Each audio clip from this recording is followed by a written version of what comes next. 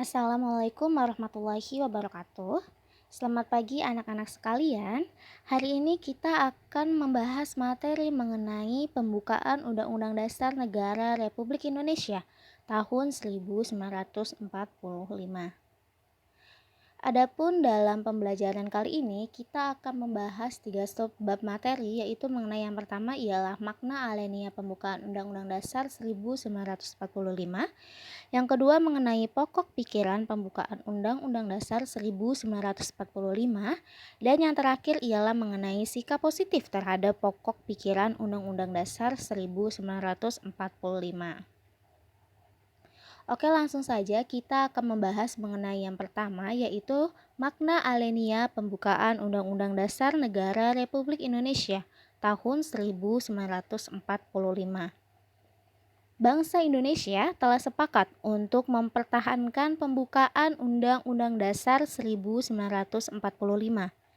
Kesepakatan tersebut tertuang dalam Ketentuan MPR nomor 9 MPR 1978 dan TAP MPR nomor 3 MPR 1983 yang menyatakan bahwa pembukaan Undang-Undang Dasar 1945 sebagai pernyataan kemerdekaan yang terperinci yang mengandung cita-cita luhur dari Proklamasi Kemerdekaan 17 Agustus 1945 dan yang memuat Pancasila sebagai dasar filsafat negara, merupakan satu rangkaian dengan Proklamasi Kemerdekaan 17 Agustus 1945, dan oleh karena itu tidak dapat diubah oleh siapapun juga, termasuk oleh MPR hasil pemilu yang berdasarkan pasal 3 dan pasal 37 Undang-Undang Dasar 1945.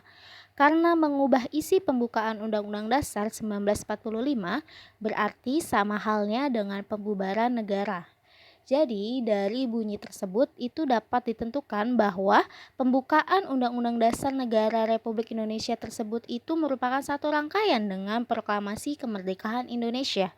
Dengan demikian, mengubah pembukaan Undang-Undang Dasar Negara Republik Indonesia tahun 1945 berarti mengubah Proklamasi Kemerdekaan Indonesia. Ketetapan MPR ini juga bersifat mengikat, dan bahkan lembaga MPR di masa mendatang pun itu tidak bisa mengubahnya karena sifatnya yang terikat dengan larangan dan terdapat pada kedua TAP MPR tersebut. Lalu kita langsung masuk ke makna daripada alenia yang pertama, di mana alenia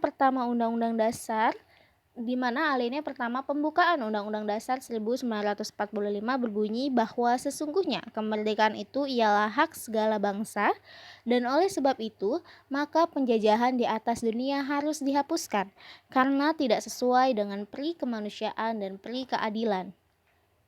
Dari isi tersebut, bangsa Indonesia itu berpandangan setiap bangsa di dunia ini berhak untuk merdeka, dan oleh karenanya penjajahan dalam bentuk apapun haruslah dihapuskan dari dunia ini.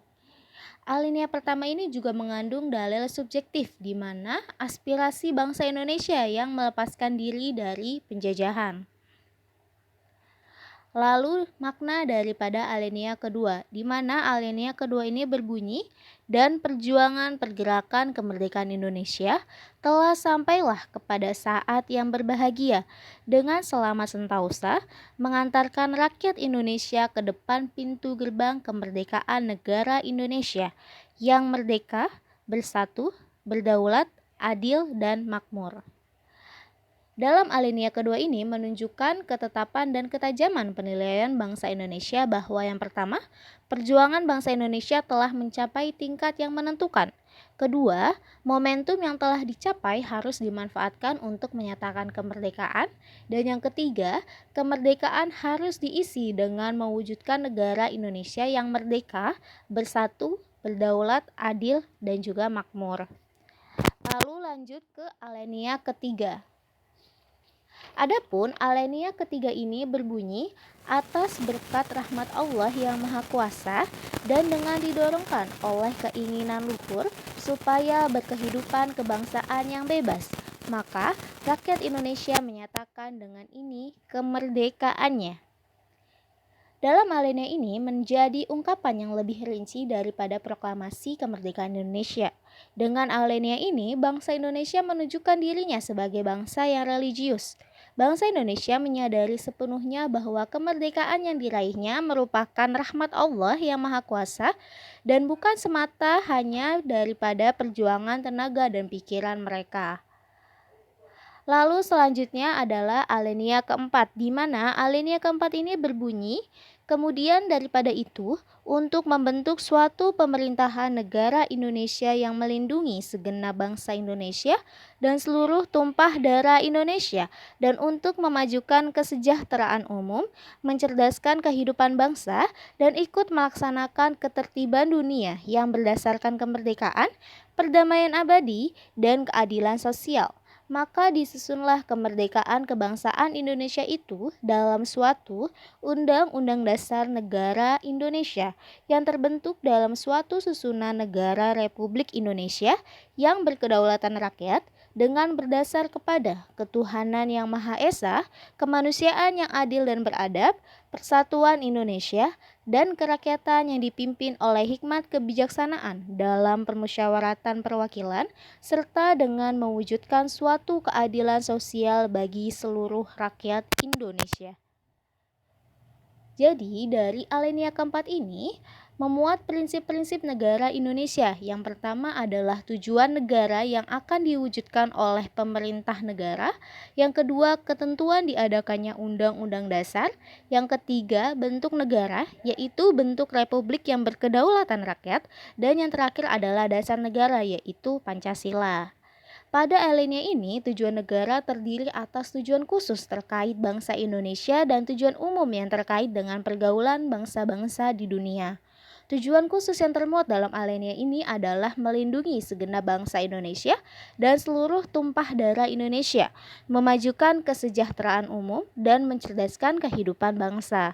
Adapun tujuan umum yang ingin diraih adalah ikut serta melaksanakan ketertiban dunia yang berdasarkan kemerdekaan, perdamaian abadi, dan keadilan sosial. Oke, langsung saja kita masuk ke pembahasan yang kedua, yaitu mengenai pokok pikiran pembukaan Undang-Undang Dasar Negara Republik Indonesia tahun 1945. Jadi, selain memuat makna-makna yang tadi sudah kita bahas, pembukaan Undang-Undang Dasar Negara Republik Indonesia tahun 1945 juga memiliki 4 pokok pikiran. Keempat pokok pikiran ini terdapat pada alinea keempat pembukaan Undang-Undang Dasar 1945. Adapun keempat pokok pikiran itu adalah yang pertama, pokok pikiran pertama, negara melindungi segenap bangsa Indonesia dan seluruh tumpah darah Indonesia dengan berdasar atas persatuan. Ini merupakan pokok pikiran persatuan, di mana pokok pikiran ini menegaskan bahwa dalam pembukaan diterima aliran negara persatuan, negara yang melindungi dan meliputi segenap bangsa dan seluruh wilayahnya. Dengan demikian, negara mengatasi segala macam paham golongan, paham individualistik. Negara menurut pengertian pembukaan Undang-Undang Dasar Negara Republik Indonesia tahun 1945 menghendaki persatuan. Dengan kata lain, penyelenggara negara dari setiap warga negara wajib mengutamakan kepentingan negara di atas kepentingan golongan atau individu. Pokok pikiran ini merupakan pokok pikiran yang ada pada sila ketiga Pancasila, yaitu Persatuan Indonesia. Lalu selanjutnya adalah pokok pikiran kedua, di mana negara hendak mewujudkan keadilan sosial bagi seluruh rakyat Indonesia, yaitu pokok pikiran keadilan sosial. Pokok pikiran ini menempatkan suatu tujuan atau cita-cita yang ingin dicapai dalam pembukaan dan merupakan suatu sebab tujuan sehingga dapat menentukan jalan serta aturan yang harus dilaksanakan dalam Undang-Undang Dasar untuk sampai pada tujuan tersebut dengan modal persatuan. Ini merupakan pokok pikiran keadilan sosial yang didasarkan kepada kesadaran bahwa manusia mempunyai hak-hak dan kewajiban dalam kehidupan masyarakat. Pokok pikiran ini merupakan penjabaran daripada sila kelima Pancasila. Lalu lanjut ke pokok pikiran ketiga, di mana negara yang berkedaulatan rakyat berdasarkan atas kerakyatan dan permusyawaratan atau perwakilan. Ini adalah pokok mengenai kedaulatan rakyat. di mana pokok pikiran ini mengandung konsekuensi logis bahwa sistem negara yang terbentuk dalam Undang-Undang Dasar harus berdasarkan atas kedaulatan rakyat dan permusyawaratan atau perwakilan. Aliran ini sesuai dengan sifat masyarakat Indonesia yang selalu mengedepankan asas musyawarah untuk mufakat dalam menyelesaikan suatu persoalan. Ini merupakan pokok pikiran kedaulatan rakyat yang menyatakan bahwa kedaulatan di tangan rakyat dan dilaksanakan menurut Undang-Undang Dasar. Pokok pikiran inilah yang merupakan dasar politik negara. Pokok pikiran ini merupakan penjabaran daripada sila keempat Pancasila. Lalu selanjutnya adalah pokok pikiran keempat, di mana negara berdasarkan atas ketuhanan yang Maha Esa menurut dasar kemanusiaan yang adil dan beradab. Ini adalah pokok pikiran ketuhanan. Pokok pikiran ini mengandung konsekuensi logis bahwa Undang-Undang Dasar harus mengandung isi yang mewajibkan pemerintahan dan penyelenggara negara lainnya untuk memelihara budi pekerti kemanusiaan yang luhur.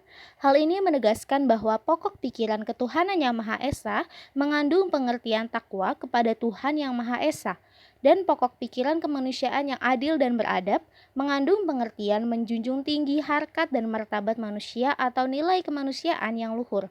Pokok pikiran keempat ini merupakan dasar moral negara yang pada hakikatnya merupakan suatu penjabaran dari sila pertama dan sila kedua dari Pancasila. Oke, kita lanjut daripada arti penting pokok-pokok pikiran dalam pembukaan Undang-Undang Dasar Negara Republik Indonesia tahun 1945. Jadi apabila kita perhatikan daripada keempat pokok pikiran di atas atau yang tadi sudah kita bahas, maka tampaklah bahwa pokok-pokok pikiran pembukaan Undang-Undang Dasar Negara Republik Indonesia tahun 1945 adalah pancaran daripada nilai-nilai Pancasila. Kemudian, penjelasan Undang-Undang Negara Republik Indonesia tahun 1945 menegaskan bahwa pokok-pokok pikiran tersebut meliputi suasana kebatinan dari Undang-Undang Dasar Negara Indonesia. Pokok-pokok pikiran ini mewujudkan cita-cita hukum yang menguasai hukum dasar negara, baik hukum yang tertulis maupun hukum yang tidak tertulis. Undang-Undang Dasar menciptakan pokok-pokok pikiran ini dalam pasal-pasalnya. Dalam pengertian ini, maka dapat disimpulkan bahwa pokok pikiran yang terkandung dalam pembukaan Undang-Undang Dasar Negara Republik Indonesia tahun 1945 ini adalah sumber hukum tertinggi di Indonesia. Sebagai konsekuensi dari kedudukannya sebagai sumber hukum tertinggi di Indonesia, maka pokok-pokok yang terkandung dalam pembukaan Undang-Undang Dasar Negara Republik Indonesia tahun 1945 dalam realisasinya harus dijabarkan dalam semua peraturan perundang-undangan yang berlaku di Indonesia seperti ketetapan MPR, undang-undang, peraturan pemerintah, dan sebagainya. Dengan demikian, seluruh peraturan perundang-undangan di Indonesia harus bersumber pada pembukaan Undang-Undang Dasar Negara Republik Indonesia tahun 1945 yang di dalamnya terkandung asas kerohanian negara, yaitu Pancasila. Pokok-pokok pikiran pembukaan Undang-Undang Dasar Negara Republik Indonesia tahun 1945 juga memiliki arti penting dalam konteks hukum dasar. Seperti diketahui, di samping Undang-Undang Dasar masih terdapat hukum dasar yang tidak tertulis yang juga merupakan sumber hukum, yaitu aturan dasar yang timbul dan terpelihara dalam praktik penyelenggaraan negara. Meskipun tidak tertulis, inilah yang disebut konvensi atau kebiasaan ketatanegaraan sebagai pelengkap atau pengisi kekosongan dalam Undang-Undang Dasar. Oke, selanjutnya kita masuk ke pembahasan terakhir, yaitu mengenai sikap positif terhadap pokok-pokok pikiran pembukaan Undang-Undang Dasar Negara Republik Indonesia tahun 1945. Jadi di sini ada yang pertama, sikap positif yang bisa diambil adalah mempertahankan pokok pikiran pembukaan Undang-Undang Dasar 1945. Jadi, mempertahankan pokok pikiran dalam pembukaan Undang-Undang Dasar 1945 merupakan tugas dan kewajiban setiap anak bangsa.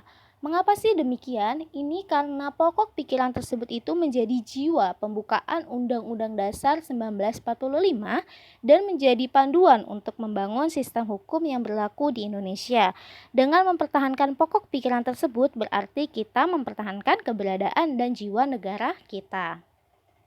Lalu yang kedua adalah menerapkan pokok pikiran tersebut dalam kehidupan sehari-hari. Jadi sikap positif yang kedua itu adalah dengan menerapkan dan menjabarkan pokok pikiran tersebut dalam kehidupan sehari-hari. Sikap positif dalam bentuk ini tidak kalah penting dari sikap positif yang pertama. Menerapkan pokok pikiran pembukaan Undang-Undang 1945 dapat dilakukan dengan beragam cara sesuai keadaan dan lingkungan. Yang pertama adalah pokok pikiran ketuhanan. Nah, di sini di dalam pikiran ketuhanan kita bisa melakukan yang pertama menerima dan menghayati keimanan kepada Tuhan yang Maha Esa. Yang kedua, bisa dengan mempelajari aturan dan ketentuan agama yang dianut dengan baik hingga dapat menjadi pemeluk agama yang menebarkan kebaikan untuk semua. Lalu bisa melakukan toleransi pada pilihan agama orang lain atau saling menghargai tata cara peribadatan dan tradisi keagamaan yang berlaku dalam setiap agama di Indonesia. Lalu ada pokok pikiran persatuan. Pokok pikiran persatuan itu hal yang bisa kita lakukan adalah contohnya misalnya yang pertama berusaha menghayati jati diri sebagai pribadi dan sebagai bagian dari keluarga besar bangsa Indonesia. Yang kedua, bisa dengan cara menjunjung tinggi nilai persatuan bangsa di atas nilai kesukuan dan kelompok. Lalu bisa juga dengan saling menghargai keunikan pribadi dan tradisi yang berlaku dalam suatu komunitas tertentu dari keluarga besar bangsa Indonesia. Lalu yang ketiga, pada pokok pikiran kedaulatan rakyat. Jadi hal-hal positif yang bisa dilakukan dari pokok pikiran ini adalah contohnya yang pertama, menghayati keberadaan dan peran serta yang dapat diambil dalam kerangka bangsa dan negara Indonesia. Yang kedua, menjunjung tinggi negara Indonesia dan juga nilai-nilai demokrasi yang ada di Indonesia dengan memperhatikan tata nilai dan norma yang berlaku.